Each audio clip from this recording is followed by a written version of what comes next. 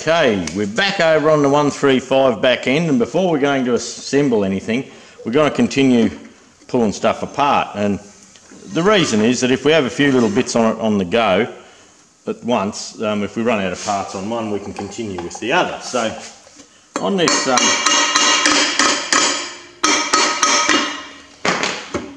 the brakes have been, I had the adjustment backed away. And look at this, we've got a lovely big old wasp's nest hiding in there. We'll just break that away.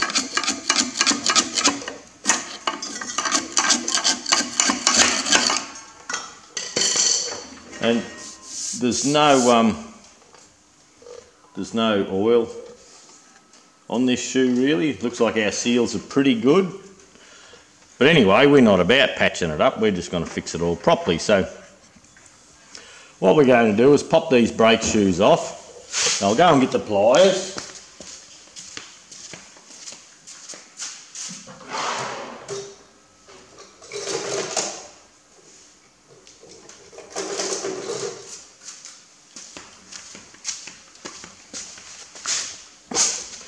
Right, well, I've just got a little pair of multi grips, so we can just turn them at 90 degrees and the retaining pins will come out. Now, you can see that they've got a little hammer head on them, and the way they go is one goes on and that pushes against the brake shoe, then a spring goes on, and then the other one goes on with the dimple towards the spring, and that locates it all, and that holds the spring on. So the brake drums are in pretty good order. They don't, I can just show you that.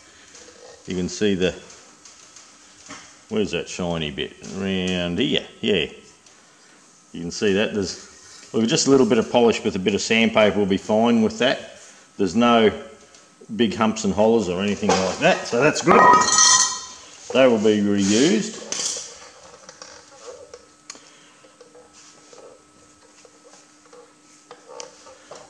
Now we'll just bring our little screwdriver in the back here.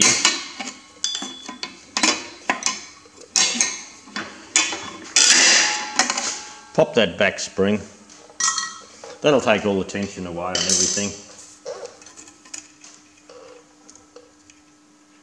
Pop this other one out. Same on the bottom. There's 4 in total.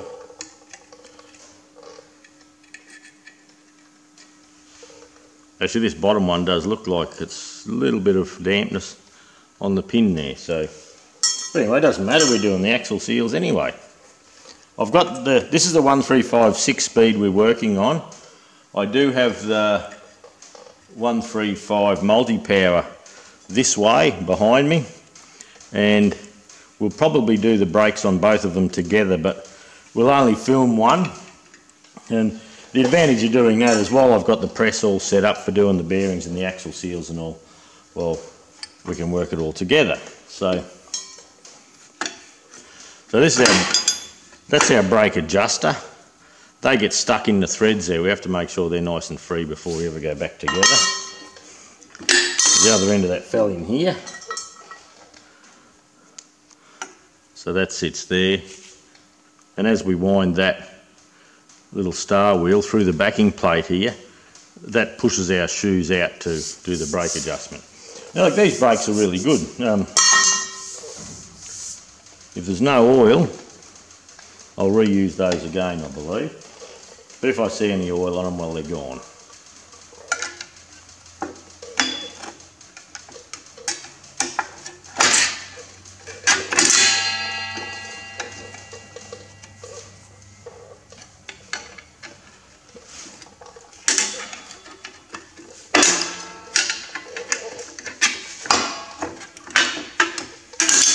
I do have the proper spring pliers, but I don't use them much.